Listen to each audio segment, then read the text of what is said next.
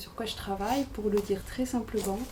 Je me suis intéressée longtemps aux manières dont les acteurs publics ou les collectivités territoriales pouvaient intervenir sur l'agriculture urbaine en intégrant par des dispositifs de planification comme les plans locaux d'urbanisme ou les SCOT, les schémas de cohérence territoriale. Et ça m'a amené à m'intéresser aux questions de politique alimentaire territoriale, c'est-à-dire comment des territoires vont prendre en charge la question alimentaire et se charger d'un ensemble d'enjeux autour de ces questions, et on pourra y revenir par la suite. Camille Billion, donc moi je suis doctorante à l'UMR Métaphore qui est basée au CESO. Je suis en 2e année de thèse et je travaille actuellement sur la place des commerçants, donc des acteurs de la distribution, dans la relocalisation de l'alimentation, dans l'alimentation de proximité. Et je peux aussi parler d'agriculture urbaine parce que c'est quelque chose qui me passionne, et surtout dans ma formation avant, donc j'ai fait ma formation à VET AgroSup. J'ai fait 2 stages sur le sujet, donc un dans l'état de New York à Yonkers et un à Montréal au laboratoire d'agriculture urbaine, ce qui a été l'occasion de voir vraiment plein de formes d'agriculture urbaine qui sont assez uniques par rapport à ce qu'on peut observer en France et dont je pourrais parler avec plaisir. Moi je travaille donc sur les interactions biotiques qui existent entre les végétaux, donc c'est les interactions entre plantes, qui dans la nature. Mais alors je suis pas là en tant que doctorant dans ce domaine-là, mais en tant que président de l'association des naturalistes d'Auvergne, qui est une association étudiante donc qui a pour ambition de partager, faire découvrir les connaissances naturalistes. Et on a notamment aussi en ce moment un projet coordonné par plusieurs autres associations, qui est le projet Graines de Campus, qui met en place des jardins sur les CESO et qui sont donc ouverts à tous pour jardin, écologie, mais aussi pour développer des activités artistiques. Et donc ça, on fait ça notamment avec Épuis de l'air, qui est l'association de VET AgroSup, et Liotopie. Et j'ai aussi fait un petit peu des incroyables comestibles, qui était sur Clermont, donc il y a eu des bacs où on proposait donc la nourriture gratuite et où chacun pouvait venir jardiner et récolter librement. Donc Hélène Martin, je suis présidente fondatrice de l'association Puy Confit, qui met en valeur le patrimoine sucré de l'Auvergne. Donc je suis à la retraite et une passionnée, je suis tombée dans la confiture quand j'étais enfant. Et je continue à faire revivre ce patrimoine. Et donc vous plantez, vous expliquez. Moi, c'est le produit fini à partir des fruits qui étaient et qui sont toujours cultivés et de plus en plus chez nous. C'est une question assez vaste, et puis surtout l'agriculture urbaine, c'est quelque chose qu'on peut définir de plein de façons différentes. Donc j'ai pris une définition qui est peut-être assez consensuelle, mais dont on peut largement discuter. Donc pour moi, c'est une agriculture, donc une activité de production agricole qui est localisée dans la ville ou en périphérie, et surtout qui entretient des liens avec la ville. Donc c'est des liens qu'on peut dire fonctionnels, qui sont basés sur des échanges commerciaux, par exemple si la production elle est commercialisée aux habitants de la ville, des liens plutôt sur le paysage, donc quand on introduit de la verdure en ville, ça change forcément le paysage qu'on a l'habitude de voir. D'autres choses avec des fonctions récréatives, par exemple pour les urbains, ça peut être vraiment un moment de loisir, de plaisir aussi que d'aller jardiner, que ce soit à l'intérieur de la ville ou alors une parcelle qui est située un peu en périphérie. Ce que je voulais aussi souligner par rapport à l'agriculture urbaine, et ce qu'on voit souvent dans les publications ou même dans la vraie vie, dans la pratique, c'est que c'est quelque chose de vraiment multifonctionnel, parce que ça touche à plein de choses. Déjà, il y a une fonction nourricière dont on a parlé, donc on produit des aliments qui généralement sont autoconsommés. Après, il y a des formes d'agriculture urbaine que j'évoquerai un peu plus tard où la production est commercialisée, mais souvent les habitants consomment et ça fait un véritable complément d'alimentation, ou alors ça peut être aussi marginal, ça dépend aussi des types de production qu'on fait, ça peut être encore lié au loisir comme j'ai pu le dire. Parfois il y a une vraie fonction éducative, on a beaucoup de jardins urbains qui sont des jardins pédagogiques. J'ai quelques exemples que j'aimerais bien vous montrer tout à l'heure sur la base de photos, avec des vraies fermes, parfois des fermes super innovantes qui sont basées sur des techniques de production sans terre, hydroponique, etc. pour montrer aux enfants comment ça se passe. Donc ça c'est des choses par exemple qu'il y a aux États-Unis. Et puis de santé, nutrition, donc l'éducation, on a aussi peut-être la sensibilisation à la façon de s'alimenter, la découverte aussi de la saisonnalité, et puis aussi il me semble vraiment un lieu d'interaction sociale. Je pense que ce matin c'était peut-être un bel exemple de ça, quoi. Vraiment un endroit où on rencontre d'autres gens, où on peut échanger et puis on partage quelque chose tous ensemble. Comme j'ai pu dire tout à l'heure, l'agriculture urbaine, elle peut avoir des vocations différentes. Donc si on a une vocation vraiment productive, économique, commerciale, ça peut être basé sur des systèmes un peu intensifs, de production hors sol, de production... donc ça, c'est les exemples des serres qu'on peut observer à Montréal, par exemple. Ou à New York, là, la photo que j'ai ramenée dans le bouquin, c'est une serre à New York sur les toits des bâtiments. Donc c'est aussi des exemples souvent un peu impressionnants, c'est vraiment juste à visiter, c'est assez incroyable. Mais donc ça c'est peut-être une forme un peu à la marche parce qu'ici en tout cas on n'a pas ça en France. Donc une serre urbaine à Montréal qui a été créée par des entrepreneurs qui à la base même sont issus plutôt d'un milieu de la programmation, création de logiciels et tout. Donc eux, ils ont essayé de monter cette serre assez incroyable. Et à Montréal, ce qui est intéressant, c'est que donc il neige tous les hivers à peu près. Et ça pèse lourd. Ça pèse lourd. Les hivers, eux. Ouais, oui, pour le coup. Et puis ils en ont eu aussi cet hiver a priori. Et leur serre, elle permet aussi d'isoler un peu le bâtiment en dessous, vraiment beaucoup plus que ce qui était avant. Après, il y a d'autres impacts. Voilà, il y a bien sûr d'autres défauts, mais si on voit le côté positif, ça peut en être un. Ouais. Et puis sur ces formes-là, sur les toits, du coup, serre ou en l'air, il y a quand même différentes formes. C'est-à-dire qu'il y a des choses qui sont plutôt autour d'associations communautaires, etc., qui vont vendre les produits. Et donc l'investissement n'est pas très très élevé. Et puis on a des formes entrepreneuriales où il y a du capital. C'est-à-dire que c'est des millions de dollars qui sont investis là-dedans avec des formes d'aquaponie. Donc on n'a pas les mêmes modèles ni sociaux ni économiques. Le capitalisme a tendance à récupérer quand même.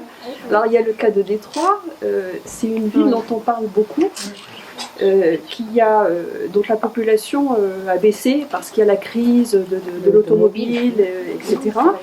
Et donc pour le coup, les gens étant partis, les maisons se sont un peu délitées, c'est des ruines, et on a commencé à détruire pour pas avoir des risques d'incendie, etc. Donc on a des lots vacants, etc. Donc il y a quand même une problématique très importante aux États-Unis qui est celle de l'insécurité alimentaire, pas dans le sens de la quantité, mais dans la qualité des produits. C'est-à-dire qu'ils n'ont pas de commerce à côté. Et on utilise beaucoup la voiture. Donc petit à petit, il y a des associations qui ont investi le terrain pour cultiver, etc. Et puis ça marche plutôt bien. C'est plutôt des communautés noires qui ont des revenus assez bas, etc. Donc il y a un complément très fort et une forme d'autonomisation finalement par la culture. Et puis, le succès étant venu, et puis on en a beaucoup parlé, il y a quand même un entrepreneur qui est venu investir ces terrains. Alors, j'ai consulté ça il y a 2 ans, il s'appelait Hans Farm. C'est un gars qui est venu avec beaucoup de sous et qui a acheté les lots pour faire une vraie affaire à l'américaine, pour cultiver, faire mêler aussi des arbres, pour couper du bois et produire de la ressource énergétique en bois. Donc vous voyez, il y a quand même des choses qui peuvent arriver par le bas, par l'associatif, autour d'objectifs de lien social, etc., d'autonomisation finalement des gens. Et puis à un moment, quand ça marche, voilà, on récupère. Voilà, il y a l'oncle Sam qui arrive. Mais c'est pas une fatalité en soi. Enfin, je veux dire, il y a quand même des formes de résistance à ça. Est-ce que ça peut prendre une ampleur vraiment impressionnante là, par exemple, on est des supermarchés ou... Parce qu'en ville, ça paraît quand même assez limité comme espace. Est-ce que ça peut être assez rentable pour lutter face à vraiment des gens qui produisent sur des hectares et des hectares? Je pense que l'espace manque. Parce que c'est vrai que il y a vraiment une envergure où il y a des espaces vides très très conséquents. Et où à mon avis, ils peuvent avoir une étale sur un marché, peut-être pas un supermarché, mais un petit supermarché. Alors la mode, c'est moi qui dis ça, une forme de mode, de dire on cultive sur un toit et puis on fournit au restaurateur qui est en bas. Ah oui. Ou au supermarché. Ouais. Alors je parle pas de la réalité française, parce que je pense pas qu'on en arrive pas. On n'en est pas là. Et puis ils ont des formes de bâtiments qui sont adaptés à ça. Nous, avec nos toits Oui, en c'est tuiles, tout de je suite pense que limite. c'est- À la Gautière, on a des toits plats. Il y a un investisseur avec du capital. Ouais, c'est le capital qui... Ils sont assez Mais- costauds les toits. Mais c'est vrai que ça dépend de la ville, de sa taille et de l'espace disponible. Et globalement, si on arrive à l'idée de est-ce qu'une ville peut être autosuffisante, l'image est très belle en fait. Mais en réalité, est-ce qu'il y a assez d'espace qui peut être dédié à la culture qui va dans la ville? Et quand on parle de culture, il y a quand même des espèces de culture privilégiées, comme le maraîchage. Alors, regardons autour de Clermont, qu'est-ce qu'il y a comme espace agricole? Alors, on peut poser cette question aussi. Le maraîchage qui a structuré, il y avait une forme de ceinture sur le nord, je pense. Hein. J'y étais pas, mais sur le nord, il en reste quelque chose autour de la vallée du Béda, je pense, vers Gerza. C'est rétracté, il n'y a que quelques maraîchers, mais on est sur une région de haute valeur agronomique. Hein. C'est les grandes limanes. Et ça n'est pas de la culture, enfin, c'est pas des produits. Pour certains, ils restent sur place, hein, parce qu'on fait du pain jaqué, les pains jaqués, etc. Ben, on les retrouve un peu partout. Mais c'est une agriculture qui est connectée sur du circuit long. C'est pas une agriculture qui va vers la ville. Elle va ailleurs. Et on en a besoin aussi. Il ne faut pas être aussi radical sur les... Donc effectivement, il y a la taille, il y a la disponibilité du foncier, et puis je pense aussi s'il y a des bâtiments avec des toits plats, il faut que ce soit aussi adapté et qu'il y ait du capital aussi à investir là-dedans. Et la rentabilité. Alors, la rentabilité des toits de Montréal, je pense qu'ils ont un haut taux de rentabilité. Autant il y a beaucoup d'argent en millions de dollars, autant ils peuvent le rentabiliser en 5 ans. Oui, tout à fait. Parce qu'il y a une demande derrière aussi. Il y a des travaux qui se font sur des questions de est-ce qu'une ville peut être suffisante ou pas. Il y a des travaux sur l'empreinte spatiale de la ville, c'est-à-dire combien de terre on doit consommer pour que... Et en gros, on arrive au fait que les villes ont beaucoup grossi, donc il y a beaucoup de monde. Et plus il y a de monde, moins il y a de terre autour.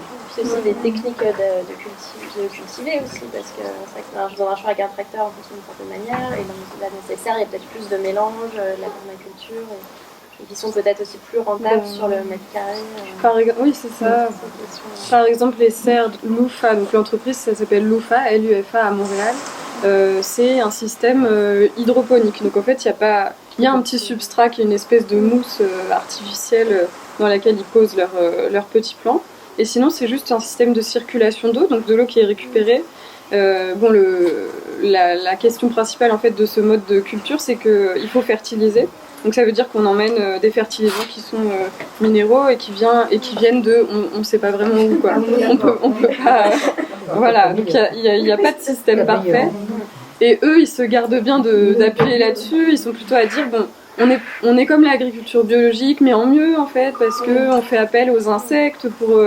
Et bon, c'est vrai, hein, il y a des insectes qui gèrent les nuisibles. Enfin bon, puis c'est assez impressionnant, mais pour la question de la rentabilité, je pense que oui, ça marche déjà parce qu'ils vendent leur panier, ils commercialisent tous leurs légumes sous forme de panier. Ils vendent ça une fortune. Je pense que le panier moyen c'est $50 par semaine, donc $50 par semaine pour acheter des légumes. Dollars canadiens, donc ça fait 35 € quand même. Ouais.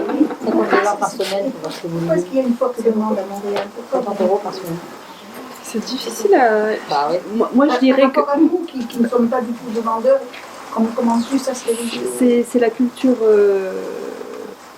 je dirais gastronomique ou alimentaire. La situation quand même en Amérique du Nord, elle est absolument pas pareille qu'ici. Ouais. On a encore une culture gastronomique, on a encore des produits de terroir, etc. Il faut imaginer que de l'autre côté, on est vraiment dans des situations de ce qu'on disait à un moment, malbouffe.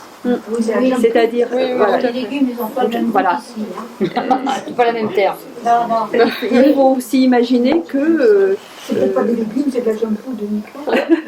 Non, mais ils peuvent acheter ça, oui, c'est ça. il y a des produits de qualité, mais ils sont plus chers. Il y a des marchés avec des producteurs locaux, etc. Mais il faut imaginer aussi des espaces urbains qui sont très denses. C'est-à-dire tout est construit. Et l'agriculture qui est autour de Montréal, c'est des grands champs de culture. Et oui. À l'export. Voilà. Et puis il y a des problématiques aussi autour de la culture OGM. Il faut savoir que dans les supermarchés, ils n'ont pas le droit de mettre des étiquettes OGM ou non OGM. Il y en a beaucoup. La seule, on ne peut pas savoir de fait. Ou la viande nourrie avec des hormones, etc. Donc c'est le marché libre. Et la seule garantie finalement pour avoir des produits de qualité, c'est soit sous label, et ils ont le label agriculture biologique, mais de fait c'est un peu plus cher. C'est plus cher. Il faut avoir l'idée aussi qu'il y a différentes catégories de personnes qui peuvent y accéder ou pas. Ouais, c'est sûr. Et il y a le développement aussi de marchés locaux, mais du coup on sait d'où ça vient. Et donc cette confiance qu'on va développer avec le producteur qu'on connaît, on sait très bien on essaie de savoir comment il produit. Mais évidemment, on est dans un... Moi je peux dire, parce que j'y étais il y a un an, on arrive, on va au supermarché, la nature des aliments qui sont là ne sont pas assez satisfaisants selon notre culture franco-française, hein, de variété, de fraîcheur, etc. Et en plus les prix sont très chers par rapport à nos moyens de vie. Du coup, par rapport à ça, on a pas mal parlé de rendement notamment. Il y a Antoine qui est là par rapport aux incroyables comestibles, qui est une autre façon aussi de penser l'agriculture urbaine. Il y a l'exemple de Todd Morden qui est assez intéressant. Todd Morden, c'est une petite ville au Royaume-Uni qui a initié ce concept-là d'incroyables comestibles. Enfin, peut-être qu'Antoine pourra nous en parler un peu mieux. Mais l'idée, c'est que tout le monde participe à la culture et tout le monde participe à la récolte. Et du coup, le lien monétaire n'est plus là, puisqu'on est vraiment dans une agriculture qui est non monétaire, qui est basée sur des ressources bénévolat, d'engagement, etc. Du coup, c'est peut-être intéressant d'en parler en parallèle à cette agriculture urbaine qui se développe professionnelle. Sur la part, quelle est la part de nourriture, quelle est la part d'argent qui va dans la nourriture par rapport à un revenu. Et c'est regardé par rapport au XVIIe siècle. Hein, au début, les gens, il y avait beaucoup plus de gens donc en milieu rural et urbain. Le gros du budget, c'était la nourriture. Parce que les salariés, notamment les journaliers, il y avait beaucoup de journaliers en agriculture, ils gagnaient de quoi avoir 1,5 livre de pain en gros par jour. Et d'ailleurs, les prix, qui ont été faits par les économistes, ils donnaient un prix par rapport à des journées de travail. Parce que la monnaie ne servait à rien. On n'ira pas traduire la livre tournant en euros. Je veux dire, personne n'en serait capable. Ou alors, il fallait après prendre le franc de telle année. Bon, ça c'est complexe, un travail d'économiste, c'est pas mon truc. Mais effectivement, et petit à petit, quand on regarde, hein, moi je suis basé sur un truc qui a été fait en 62. Hein. Ça a été publié en 62. Bon, j'ai retrouvé le bouquin, donc vous l'avez lu il y a longtemps, donc je ne me rappelle plus, la plus en méfiant. Et alors, ils expliquent comme ça au fur et à mesure des années, alors quelle est la part, et là, à un moment, on voit qu'il n'y a que la part nourriture. Petit à petit, la part nourriture va se réduire, parce que petit à petit, les gens vont avoir un peu plus, il va y avoir la part du logement, la part du chauffage, la part du ça. Et là, depuis donc, les années en gros 50, quand on regarde la part de la nourriture, aujourd'hui, ça devient pratiquement le dernier variable qui reste. Oui, c'est 13%. C'est ça. Quand on s'est acheté tout ce qu'on avait envie, on se débrouille avec ce qui reste pour bouffer. Et là, il y a quelque chose qui ne va pas. On pourrait se passer de beaucoup de gadgets, et avec ça, effectivement, on pourra amortir la différence de prix entre la junk food et puis, effectivement, la nourriture qu'il faut payer un vrai prix. Ça, c'est vrai que c'est la représentation de la place de l'alimentation dans nos vies et dans nos sociétés. Donc, il y a la part sur le revenu. Mais il y a aussi des modes de consommation, à mon avis, qu'on revisite aujourd'hui. C'est-à-dire que quand on parle de gaspillage alimentaire, on a bien l'idée qu'on achète peut-être un peu trop et qu'on jette une bonne partie. Mais il y a une deuxième chose qu'il faut penser, c'est qu'on est fait de ce qu'on mange. Il n'y a pas de mystère, il n'y a que ça. Je veux dire, on n'a pas d'un cran extérieur. Je veux dire, par exemple, qui bouffe quelques vitamines, quelques machins comme ça. Mais je veux dire, on n'a pas autre chose qui nous nourrit. La nourriture n'est pas qu'un plaisir. Pour l'instant, ça reste une besoin de distance. Donc, ce qui veut dire que qu'on va sacrifier sa nourriture, il va falloir payer sur les médocs, sur les maladies, sur les traitements et tout. Donc ça se repaye ailleurs, au niveau individuel et au niveau national. Marie-Monique Et en Robin, tout cas, des enjeux comme ça qui peuvent apparaître assez globaux impliquent aussi des mouvements sociaux locaux comme incroyables comestibles. Donc c'est aussi une façon de réagir par rapport à quelque chose qui... tout est interconnecté quand même. Et moi je voudrais revenir un petit peu parce que ça m'intéressait beaucoup l'histoire de l'agriculture urbaine, de nature en ville. Et ce que j'aimerais savoir, c'est pour vous, qu'est-ce qui fait que ça se développe ou pas? Parce que tout à l'heure on parlait de Détroit en disant il y avait des terrains qui étaient libres, on a détruit des maisons. bon, nous, on n'est pas trop dans ce cas-là, mais même si on était dans ce cas-là, la question se poserait de la propriété du foncier. Qui possède la maison, qui décide de la détruire, qui décide de mettre le terrain à disposition et à qui, comment. Et donc, sur une ville qui ne serait pas Détroit, par exemple Clermont-Ferrand, son agglomération, qu'est-ce qu'il faudrait faire selon vous pour que ça se développe davantage? Ou tout court, parce que c'est pas franchement développé pour l'instant. En fait, la question elle est à la fois sur ce qui initie l'agriculture urbaine, puis aussi les freins à son développement pour moi. Donc, d'abord, ce qu'on a pu évoquer, par exemple à Montréal, ce qu'on peut voir, c'est qu'il y a une espèce de dynamisme citoyen qui est incroyable par rapport à ce qu'on voit en France. Il y a énormément d'associations, il y a vraiment... il y a beaucoup de projets d'agriculture urbaine qui sont à vocation sociale, des projets d'insertion, des projets... Donc c'est des choses qu'on retrouve en France à une échelle un peu moindre. Et effectivement, on parle incroyable comestible. À la base, c'est aussi une réappropriation de l'espace. C'est ce qu'on appelle peut-être guérilla gardening, dans le sens où on est un peu... Comment dire ? Oui, c'est ça, c'est une réappropriation. Ouais, combattant du jardinage. Je sais pas si c'est ça la traduction. Oui, c'est ça.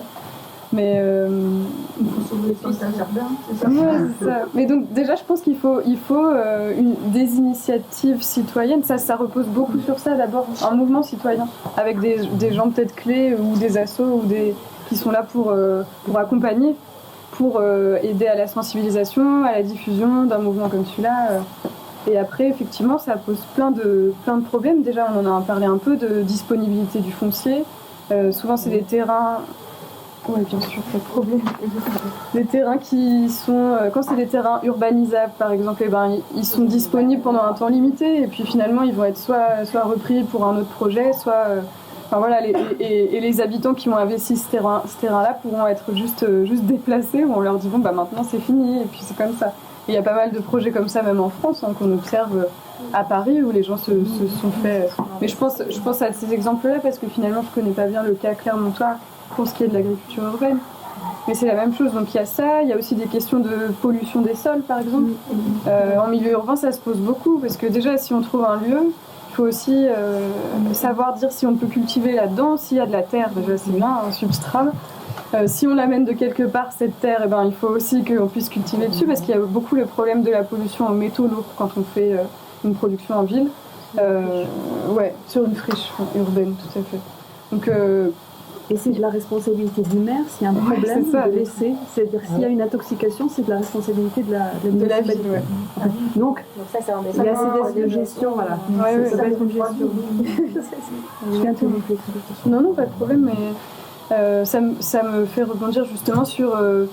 je regardais ce matin une vidéo d'un jardin dans la banlieue parisienne où ils ont fait des analyses de sol. Donc c'est un jardin qui était en place depuis quelques années. Et puis des analyses de sol qui aboutissent à dire en fait le sol est hyper pollué, vous pouvez cultiver si vous voulez, mais sachez que c'est très pollué et qu'il y a des conséquences possibles sur la santé. Donc les gens, c'était une asso qui gère ce jardin, se retrouve un peu dans une impasse à dire de toute façon on n'a pas les moyens pour... alors ça s'appelle la dépollution, mais c'est des coûts qui sont énormes et ça se fait très rarement. La municipalité prend rarement en charge la dépollution des sols, c'est juste... Après la culture hors sol. Donc soit la culture hors sol... Du coup, il y a des solutions comme ça à Berlin, où ils étaient sur un espace anciennement industriel, donc... que possédait la municipalité, ils l'ont investi, ils ont mis des bacs avec du substrat, c'est-à-dire qu'ils ne pouvaient pas cultiver directement le sol. Et ça marche plutôt bien, donc du coup ils vendent des légumes à partir de là. Ce qui est intéressant peut-être avec l'agriculture urbaine, c'est qu'aussi c'est souvent la source d'innovation. Donc tout à l'heure j'ai commencé par les grandes serres, peut-être juste parce que c'est un truc qui fait un peu rêver ou qui est un peu déconnecté avec notre réalité, mais l'innovation, elle se trouve aussi dans ces techniques-là de culture en bac, de culture en sac, de faire pousser des pommes de terre en rajoutant des couches de terre jusqu'à ce que ça fasse... Et dans le bouquin, à la fin, donc j'ai mis des petits post-it, à la fin, il y a pas mal d'exemples de bacs de plein de formes différentes, de comment est-ce qu'on peut, avec pas beaucoup de moyens, faire pousser quand même des choses, et puis avec des initiatives qui sont super innovantes et qui se trouvent pas forcément dans l'hydroponie, dans des trucs... qui sont aussi un peu déconnectés de la terre, parce que nous, ça nous dérange aussi, parce qu'il n'y a pas ce substrat terre, il n'y a pas le travail du sol. Enfin, c'est vrai qu'à la base, il faut une initiative citoyenne, ça c'est sûr, mais je pense que les politiques, et notamment les municipalités, ont un rôle très important à jouer.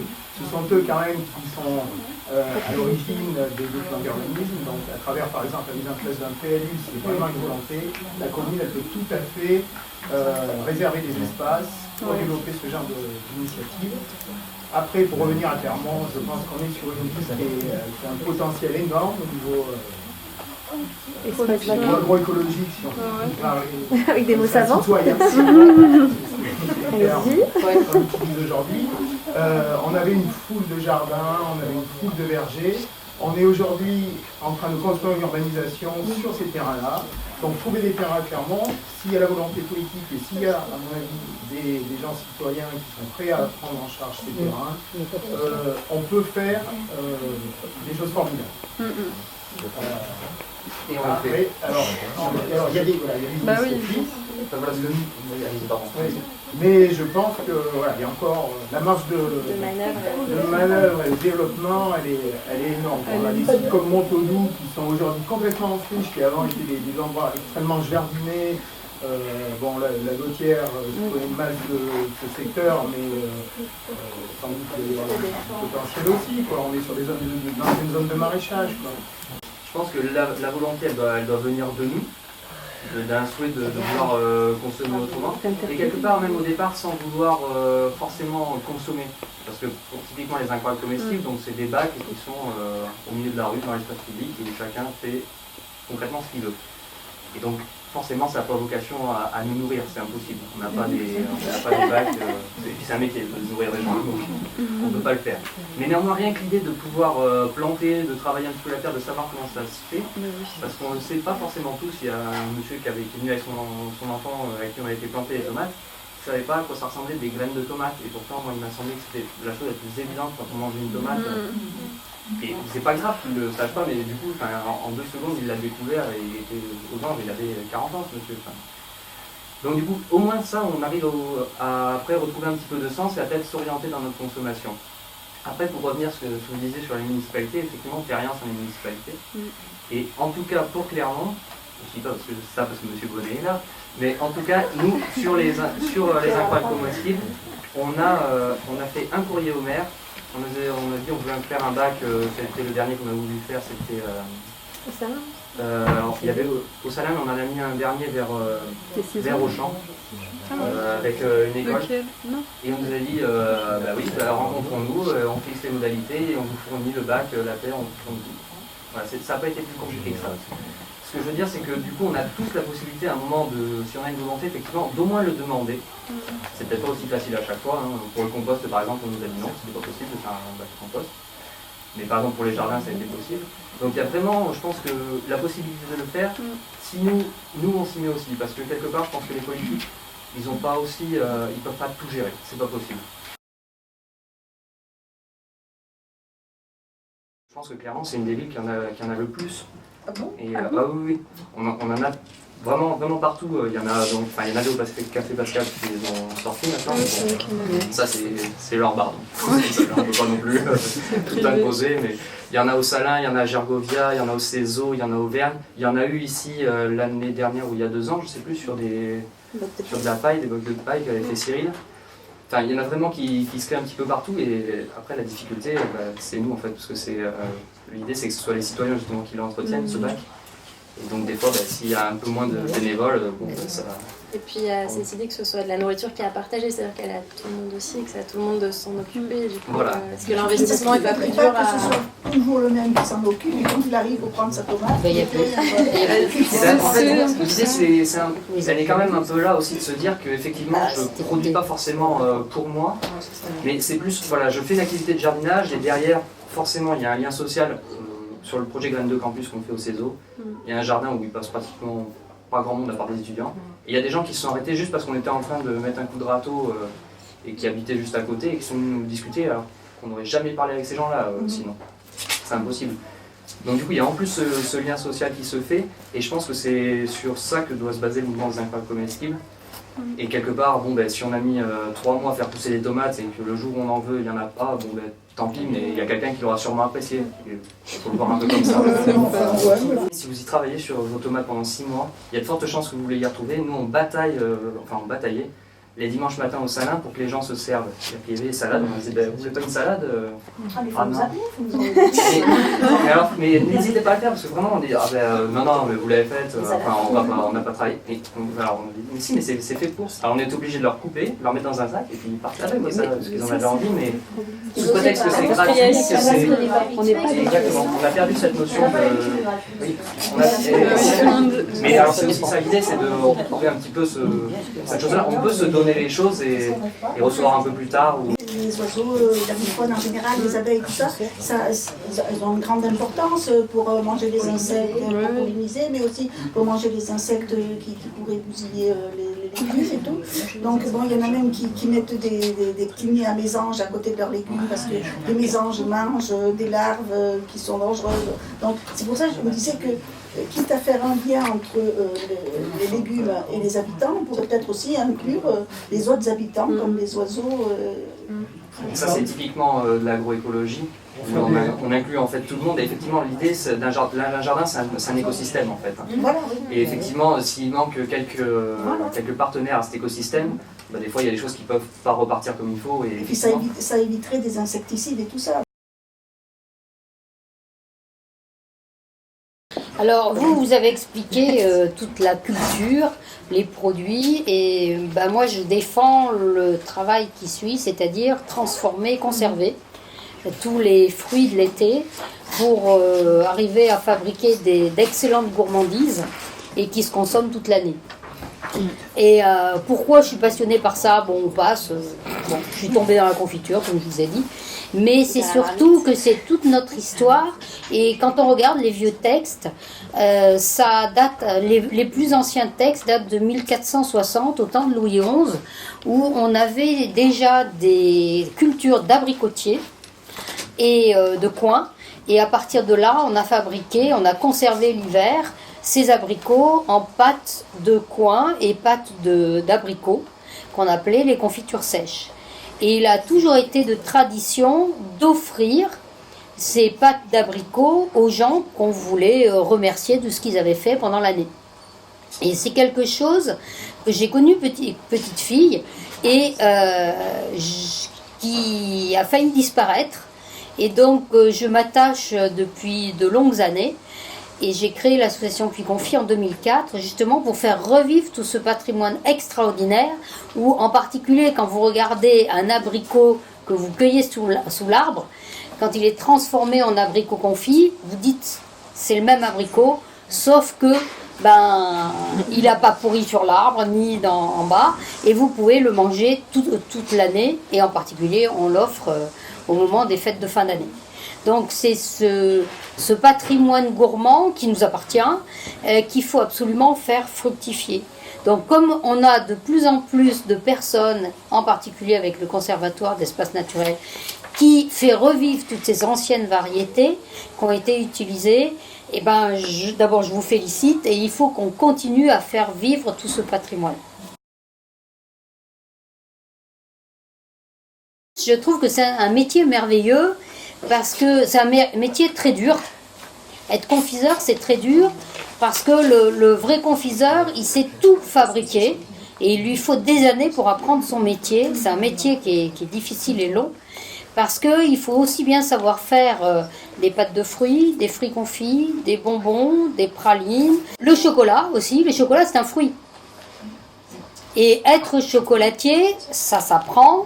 Mais le gros avantage du chocolatier, c'est que si vous n'arrivez pas à faire correctement votre chocolat un jour, vous recommencez le lendemain.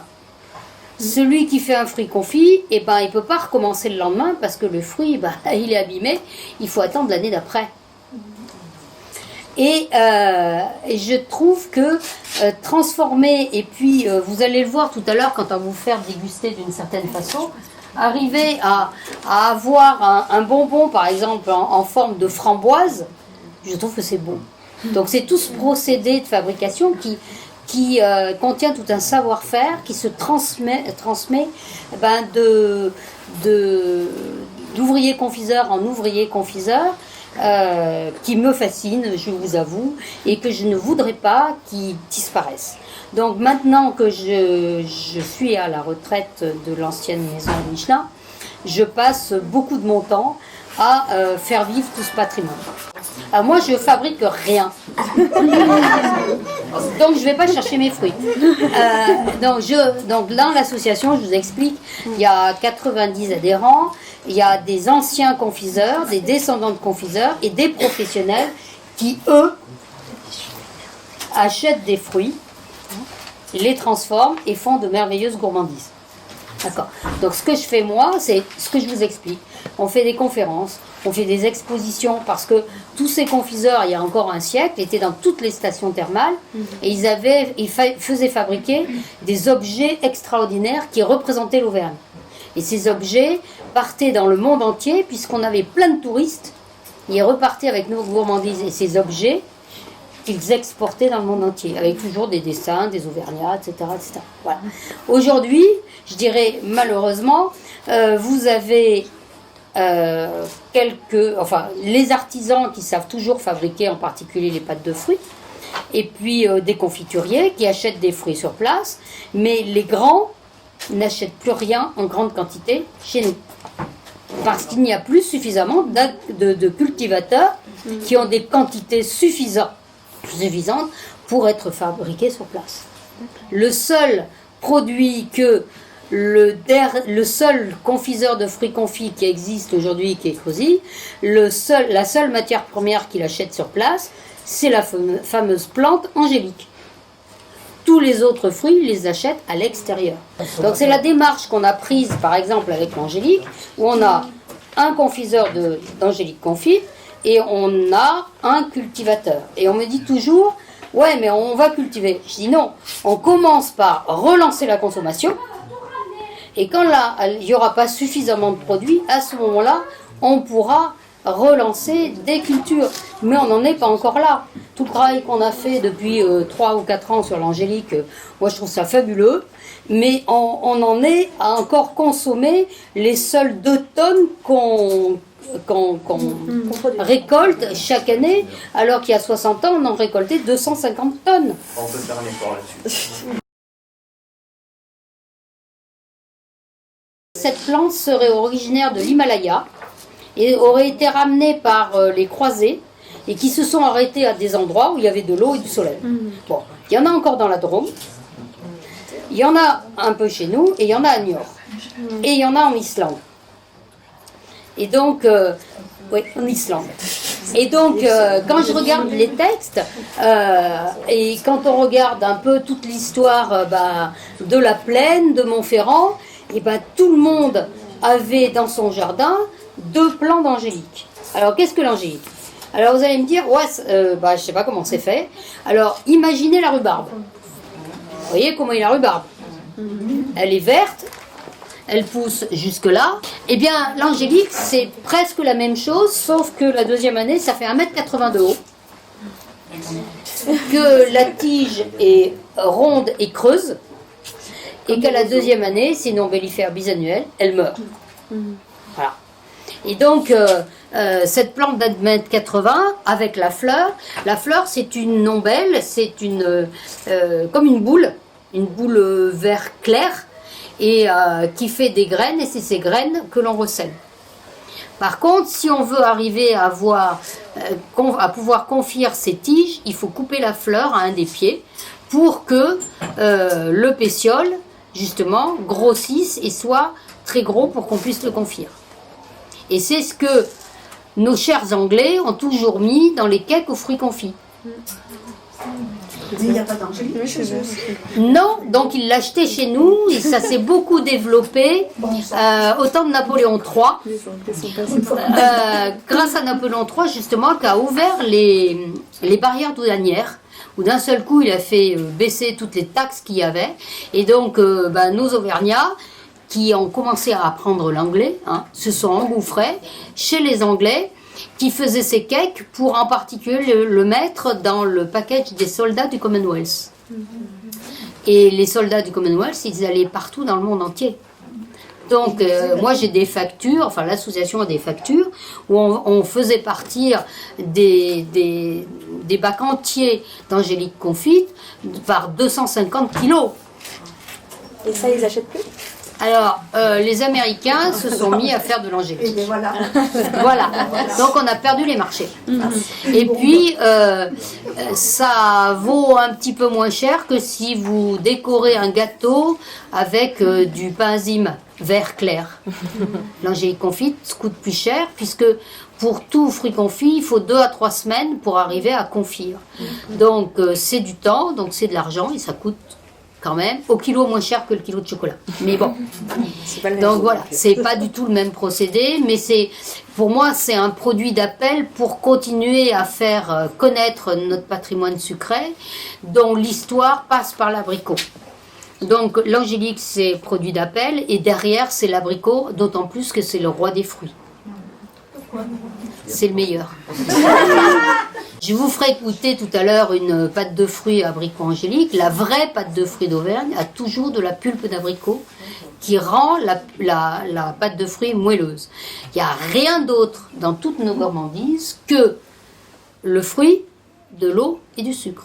Et de la pectine naturelle. Il n'y a rien d'autre. Il n'y a aucun produit artificiel. La pâte de fruits, vous pouvez tous en faire. Tous. Ben, il y en a un certain nombre qui savent peut-être encore faire la pâte de coin ou de la confiture. Bon, qu'est-ce que c'est qu'une pâte de fruits? C'est une confiture sèche. Hein, la confiture, vous la faites cuire un petit peu. La pâte de fruits, il faut complètement la dessécher. Et pour moi, une vraie confiture se cuit toujours que dans des bassines en cuivre. Hein. Pourquoi en cuivre? C'est parce que ça diffuse de façon uniforme toute la chaleur. De façon uniforme. Ça cuit plus vite.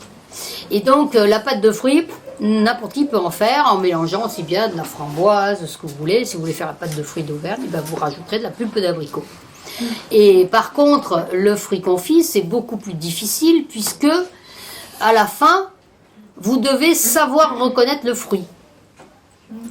Donc il ne faut pas qu'il se casse. Et pour faire ça, il faut le faire très lentement. On commence par blanchir le fruit, comme on blanchit des haricots verts, pour pouvoir ouvrir les pores du fruit.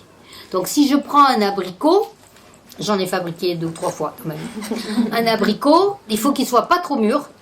Il faut inciser du côté opposé à la queue, pour pouvoir plus tard sortir le noyau. Vous le mettez dans de l'eau frémissante, jusqu'à ce que, en prenant une épingle, que vous touchez l'abricot, si l'épingle ressort, c'est qu'il est blanchi. Et à ce moment-là, vous ferez ce qu'on appelle la mise au sucre. C'est-à-dire que vous le mettrez dans un sirop de sucre, un sirop avec de l'eau et du sucre, et très peu de sucre. Et ce qu'il faut, après, vous le laissez reposer. Tout le secret, c'est d'arriver à laisser reposer le fruit dans son sirop. Et ce sirop, tous les 2 jours, vous sortez les fruits, vous faites chauffer ce sirop et vous rajoutez un peu de sucre. Vous remettez les fruits et vous les laissez reposer 2 jours. Pendant combien de jours? 2 semaines, au moins. Peut-être mieux les acheter. Hein. Ouais. Parce que si vous le faites d'un coup, vous les mangez tout de suite. Écoutez bien, si vous voulez le faire d'un coup en mettant 2 fois plus de sucre que d'eau, en mettant le fruit, il ne va pas vouloir l'absorber. Il refuse et il deviendra dur. Et une fois qu'il est dur, c'est fini. Vous ne pourrez plus rien faire. Et donc tous les fruits peuvent être confits comme cela. Moi, mon idéal, c'est d'arriver à avoir la maison des confiseurs d'Auvergne, justement, pour faire revivre tout ça. Donc, l'association a un certain nombre d'objets, de factures, de matériel, etc. Et puis, vous avez toujours une partie dégustation et puis une partie vente de produits, puisque c'est ça qu'il faut qu'on continue à faire consommer. Et quand les personnes me disent « Ouais, mais un fruit confit, c'est gros ». Non, vous pouvez faire un dessert très facile. Vous mettez dans un compotier quelques fruits confits. D'abord, c'est beau. Hein, et vous mettez à côté une crème anglaise. Crème anglaise, C'est très peu sucré. Et ça vous fait votre dessert, chacun prend son fruit, met sa petite crème et on le coupe et c'est super bon. Moi, j'ai commencé par faire des recherches et j'ai cherché à trouver les anciennes fabriques et les descendants. Et puis à partir de là, de fil en aiguille, de conférence en conférence, et ben, je suis allée taper à la porte des fabricants d'aujourd'hui. Et donc il y en a un certain nombre qui ont adhéré à l'association. Et à partir de là, je leur ai proposé que je fasse gratuitement leur communication moyennant une adhésion de 20 € par an à l'association. Et que je vende pour eux quelques-uns de leurs produits au même prix que chez eux. Donc c'est ce qu'on a fait à Montferrand depuis 3 ans, puisque ça va faire 5 ans que je suis à la retraite. Donc depuis 3 ans, grâce à mes enfants, je me suis lancée dans un petit commerce où justement, vous y voyez à peu près 120 produits différents qui sont fabriqués en Auvergne. On a un produit qui fait toujours sourire. Et je dis bien en Auvergne, on a le fromage très bien, on a la charcuterie très bien, on a du vin, mais il ne faut pas oublier le sucré. Ça c'est du salé et c'est le sucré. Voilà. Et le sucré, ça met de bonne humeur. Et on a quand même besoin de bon sucre. Voilà, de bon sucre qui donne de l'énergie. Alors ce qu'on a préparé avec ces demoiselles, qui sont en stage découverte de l'entreprise pendant 5 jours avec moi, j'ai choisi quelques produits où on va commencer par un petit bonbon dragéifié, parce qu'il faut savoir aussi que nos confiseurs, jusqu'à il y a encore pas très longtemps, fabriquaient aussi des dragées. Ça fait partie du métier. Aujourd'hui, il n'y en a plus un en Auvergne qui fabrique des dragées. Ils en fabriquaient tous. On en avait 15 dans les années 1920, confiseurs. Et par contre, la confiserie thermale, elle fabrique des bonbons dragéifiés. C'est-à-dire qu'il y a une couche à l'extérieur comme si c'était une dragée. Donc on vous a préparé ce qu'on appelle, on donne un nom, pareil, comme les chocolats, ils ont tous un nom. Les gâteaux, ils ont tous un nom. Les gourmandises, elles ont toutes un nom. Donc on va faire goûter soit une petite folie, soit une folie de fruits. C'est toujours à partir d'une pulpe de fruits, et je vous laisserai deviner, mais je vous aiderai quand même. Donc c'est une pulpe de fruits qui est enrobée de chocolat et ensuite dragéifiée. Donc les miss, chacune, il y en a une qui part dans un sens et l'autre dans l'autre. Vous prenez là et vous en faites prendre, je sais rien, 3 à chacun. 2 ou 3 à chacun. 3 ? Oui. Alors ce que je vous conseille, c'est de croquer. Ouais, de suite. Croquer.